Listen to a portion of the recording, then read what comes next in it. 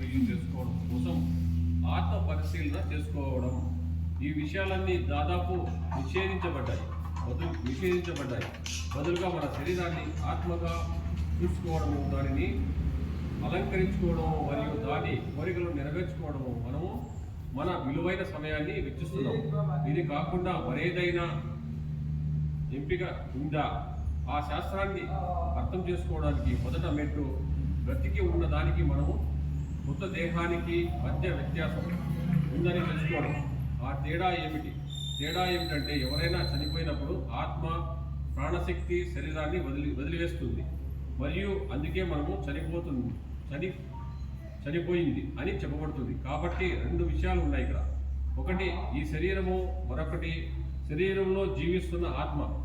మనము శరీరంలో ఉండే ప్రాణశక్తి గురించి చర్చిస్తాము. ఇది శ్రీకృష్ణ చైతన్య జ్ఞానానికి మధ్య ఉన్న తేడా.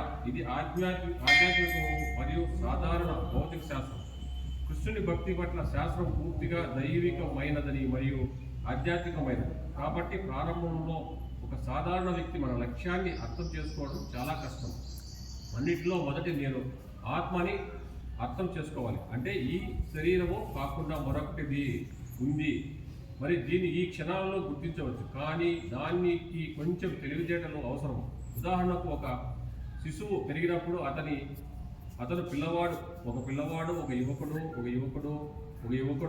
ఒక వ్యక్తి మరియు ఒక వ్యక్తి వృద్ధుడు అవుతాడు.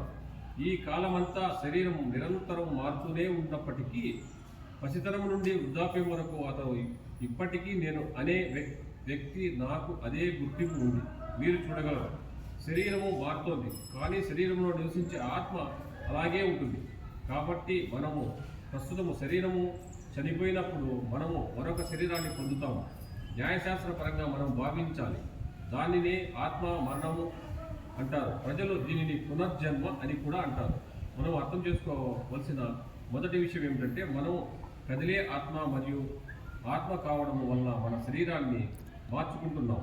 ఇది ఆధ్యాత్మిక జ్ఞానం యొక్క ప్రాథమిక పాఠం. కాబట్టి మీరు చనిపోయినప్పుడు మీరు అంతం కాదు. మీరు మీ కోట్ మరియు కుర్తాలను మార్చుకునేటట్లు మీరు మరొక శరీరాన్ని పొందుతారు. రేపు కొత్త కుర్తా వేసుకుని వేరే కోటు వేసుకుని నన్ను కలవడానికి వస్తే నువ్వు వేరే వ్యక్తి అని అర్థమా? కాదు, లేదు. అదేవిధంగా మీరు చనిపోయిన ప్రతిసారి మీరు శరీరాలను మార్చుకుంటారు, కానీ మీరు అంటే శరీరంలో నివసించే ఆత్మలాగే ఉంటుంది. ఈ విషయాన్ని అర్థం చేసుకోవడం అవసరం. అప్పుడే మనం శ్రీకృష్ణ చైతన్య శాస్త్రంలో మరింత పురోగతి సాధించగలము. హరే కృష్ణ.